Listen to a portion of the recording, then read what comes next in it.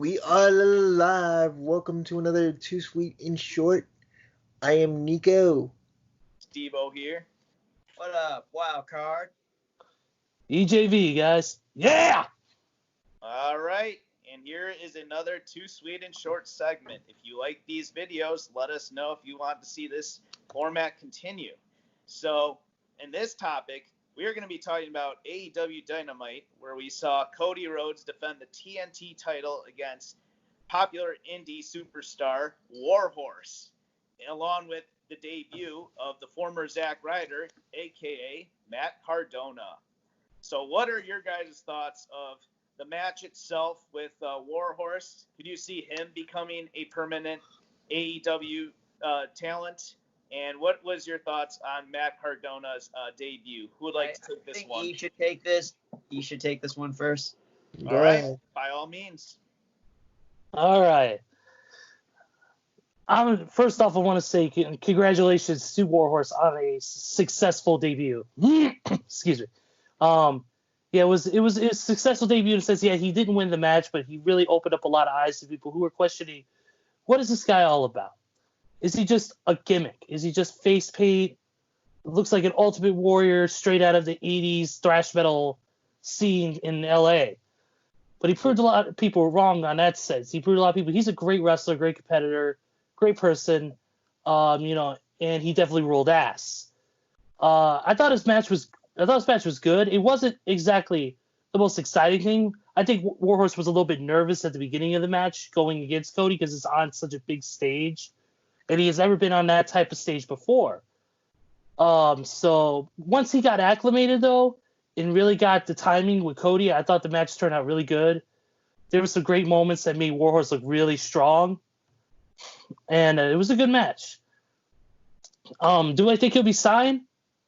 That's a tough question because, I know AEW doesn't want to overload their talent pool right now because they don't want to be where WWE is with talent be sitting on the sidelines not being used at all.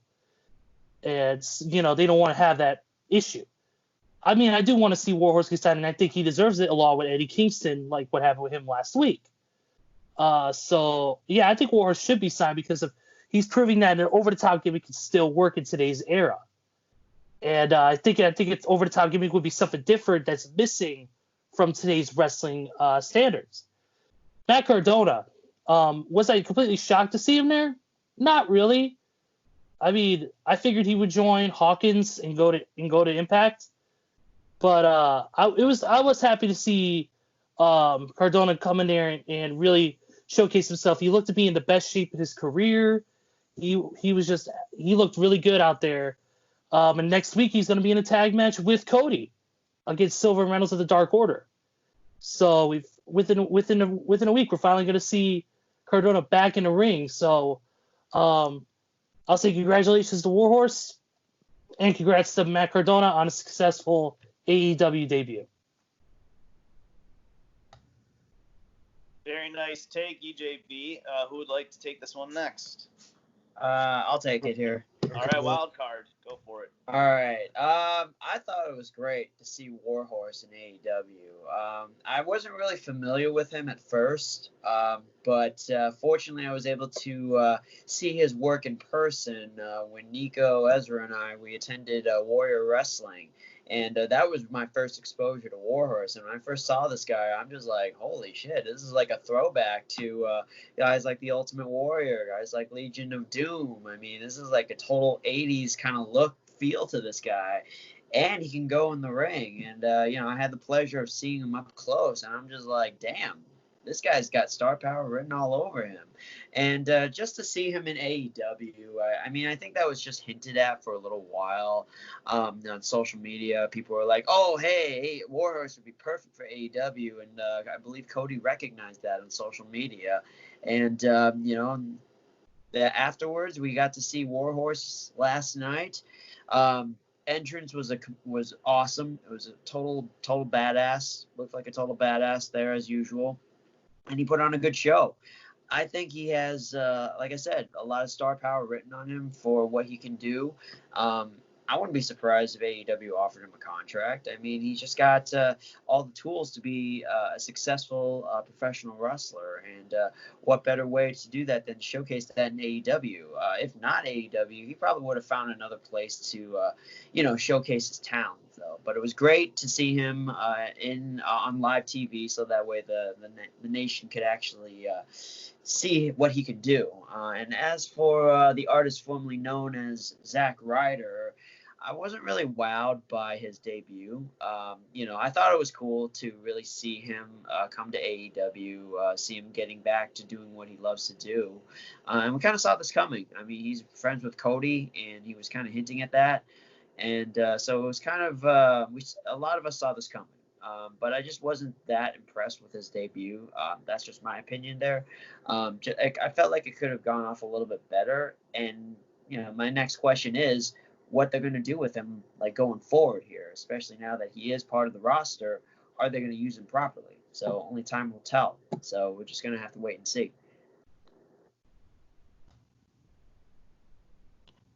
All right, Nico, go for it, bro. Yeah, okay, first let me talk about my man Warhorse real quick. Let me set the scene for you real quick. Let me tell you guys a bit of a story. Back in February, as Andy mentioned earlier, or Wildcard, excuse me, him, myself, and EJV over there, we went to an independent wrestling show called Warrior Wrestling, based out of the Chicagoland area. I recommend you guys check them out. They're doing a show next week, Friday, actually, August 7th. It's their first show since, we've been dealing with this whole pandemic. It's a great wrestling show where you can meet a lot of, stars from AEW and Impact occasionally, and some of the biggest names in independent wrestling. So check those guys out. Go to warriorwrestling.com for more information. Okay, enough of that shameless plug. Now on to Warhorse. Because I didn't know who Warhorse was when I went to that Warrior Wrestling show back in February, I come walking into the meet and greet. Ezra immediately recognized him. I had no idea who he was. I noticed the face paint, almost Ultimate Warrior-esque type. I noticed the, jean jacket with all the patches on it. I thought that was pretty cool. Very 80s wrestling throwback type of look, which I immediately got drawn to. He's doing a, he's got a steel chair and he's playing it like a guitar, like a 80s rocker, and he's got music going by his table, which is really cool. Nicest guy in the world. And I'm like, okay, what is this guy like as a worker? Because I had never seen him. Whoever is sending messages, please stop. All of you guys. Fuck. Rude. Anyways, so as the show's going on, it's time for Warhorse's match. I can't remember what his match even was. I think it was like a 6-man tag or something? I don't even remember the match. But I remember him because as soon as he came out and he started banging his head and getting the crowd into it, he immediately drew my attention. There you go, Andy's doing it. He immediately drew me in with how captivating he was. So I was like, okay, I'm immediately a fan of this kid. I want to see this guy wrestle every single night now because he drew me in. And that's what you're supposed to do in the wrestling business. Immediately when Cody starts doing this TNT Championship, challenge, open challenge for anybody in the wrestling industry, people start chanting for Warhorse, clamming for Warhorse, or, hashtag Cody Fears Warhorse. I was doing it too.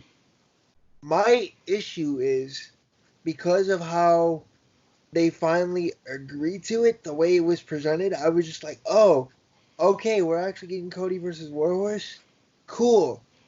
The match itself, though, however, it didn't deliver.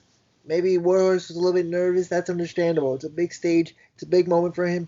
I want Warhorse to succeed. But what I wish they would have did is I wish they would have given this a little bit of more of a build. I know maybe they're probably not going to sign Warhorse anytime soon to AEW Contract, but just because of how, wrestling fans were wanting to see this match, and then the way it, came off, it didn't really deliver the hype, live up to the hype. That's not necessarily Warhorse's fault. He kind of got, like E mentioned there in the beginning, he kind of, had to find himself a little bit in the ring during the match. But once he got, acclimated and got comfortable and got the timing down with Cody, they actually had a pretty decent match. I just wish they would have built it a little bit better, because then you could have easily seen why Warhorse is so captivating. If you don't believe me, go watch his promo that he cut on that AEW Extra. The promo that he cut was extremely good, and it made me say, okay, I want to see Warhorse wrestle in AEW again. I want Warhorse to have another shot at Cody and the TNT Championship. That's my thoughts on Warhorse. In regards to Matt Cardona, aka the formerly known Zack Ryder, Long Island IZ. I guess he's going by Strong Island now. Okay. So underwhelming. Two things here. Number one, why does the Dark Order all of a sudden have beef with Cody? They've been feuding with Hangman. They've been, jumping him left and right. Now all of a sudden, two jabrones, what numbers are they? 99 and 100. I don't know. They all of a sudden jump Cody and they act like they're gonna jump Arn Anderson. Okay, no offense, Arn Anderson looks like he could take care of both of those guys by himself in his old age. And then Matt Cardona comes out. Matt Cardona looked great. He looked to be the best shape I've ever seen him in since I've been watching him wrestle for the past decade on WWE programming. But like, Jesus, so underwhelming. Like, nobody even reacted. We're like, oh, Matt Cardona's in AEW. No surprise. Cool. But it's like, okay, why? Don't get me wrong. I like Matt Cardona. I'm a fan. I want him to succeed. Get paid, man. Make that money. But it was just one of those where you're like, okay, you're Cody's friend. Of course you have a job here. But like, like I said, he looked great. He looked like $1 million. But like, just the execution of the debut, I don't think it delivered well. Maybe they'll change my mind next week by doing something, since he's wrestling a match, but I just didn't like it. All right, and I'll share my thoughts before we close this out. I don't really have much knowledge about Warhorse. I've seen you guys talk a lot about him. I've seen various other wrestling friends of mine talk about him. He is a very cool guy. When I saw him in the debut, I like the face paint. I think he's looks like a badass. Did he and Cody have a good match? Yeah, I would say it was decent on Dynamite. I'll be honest, I preferred the Eddie Kingston match from the previous week. I thought that was a little more exciting and impactful, but that's not to say, Warhorse is chopped liver or whatever. But as far as if he signs, I'm open to them trying to sign these talents that are going to make, an impact that will make AEW stand out and be, some of the best talents across the world. I wouldn't be opposed to Warhorse signing with AEW, but, time will tell. We'll see what happens. Now, as far as Matt Cardona's debut, so, all right, sorry.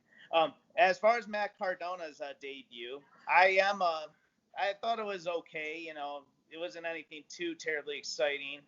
I think he looks like he's in tremendous shape and everything. I think that's awesome that he's gotten in great shape. He spent the 90 days, getting into shape. I think when we all saw Cody's Instagram post praising Zack Ryder, Matt, when he departed the WWE or got released, I think we all knew that he was on his way to AEW, and living proof yesterday. Now, I'm not terribly excited for him and Cody's match next week against the Dark Order. We'll see what happens, but I'm not looking forward to it. it might be all right, but we'll see. I'm just gonna have to wait and see and how it goes with Matt in AEW. Before we close this out, do you guys have anything else to add to this topic? Yeah, real quick. You mentioned why you preferred the Eddie Kingston match last week over the Warhorse match for Cody. Let me tell you why that is. Why that is because Eddie Kingston immediately drew you in with the emotion, with the promo he cut. Because Eddie Kingston just came out. No entrance music, no nothing. He just came out and cut an amazing promo, punked the shit out of Arn Anderson and Cody, and drew you in because of the emotion factor. But here's why I would prefer AEW to sign somebody like Warhorse over Eddie Kingston. As much as I'm clamoring for Eddie Kingston to get a shot because of the journeyman that he's been in the wrestling industry, Warhorse is a guy that you can still kind of mold and build a little bit because he's still kind of green, as we saw this past week on Dynamite with his match with Cody. Like we all talked about earlier, he was, a little bit green, trying to get his footing in there. So I would like maybe they sign a guy like Warhorse and then they kind of mold him a little bit and make him get a little bit more acclimated with, wrestling on a big stage that AEW presents. But then again, I don't know because do they really have guys that can sort of mentor properly and mold, so to speak? Very nice. Yeah, we will see. So that was too sweet and short. Thank you for tuning in. Did you have something to add, Dan? I'm sorry. No, I was just going to say I want to end this right by giving you guys, and this is funny, I'm going to give you guys 3 truths. Water is wet, grass is green, and Warhorse rules ass! That's a good way to close it out. But yeah, thank you for watching this edition of Too Sweet and Short. Let us know what you thought.